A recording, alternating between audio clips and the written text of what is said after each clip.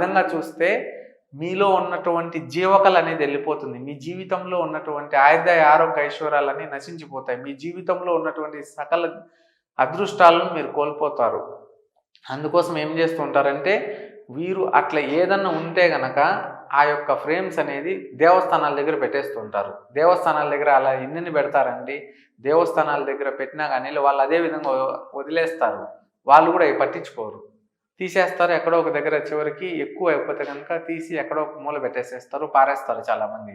అట్లా ఏదైనా photo frame ఏదైనా ఇరిగిపోయి ఉంటే కనుక మీరు దయచేసి మీరు ఆ ఫోటో ఫ్రేమ్ అనేది అద్దాన్ని అనేది గాజుని అనేది తొలగించేసేసి ఆ ఫోటో ఫ్రేమ్ తీసేసి ఆ దేవుడు ఫోటో ఏదైతే ఉంటుందో ఆ ఫోటో అనేది భద్రంగా ఎత్తి పెట్టుకోండి. లేకపోతే ఏదైనా గోడ కంటించండి, ఏదైనా చేయండి. కానీ ఫోటో ఫ్రేమ్ని అలాగే ఇరిగిపోయింది దేవుని దగ్గర పెట్టద్దండి, అలాగే ఇళ్లల్లో పెట్టుకోవద్దండి. అది తప్పు. ఆ విధంగా అనేది అస్సలు చేయకూడదండి. ఇంకొకటి ఏంటంటే కనుక మానవుడికి వచ్చేసేసి ఈ విధంగా ఏదైనా కానీ ఇరిగిపోయినటువంటి వస్తువులు అద్దంలో కూడా వచ్చేసి ఎప్పుడు పడితే అప్పుడు చూసుకోకూడదు.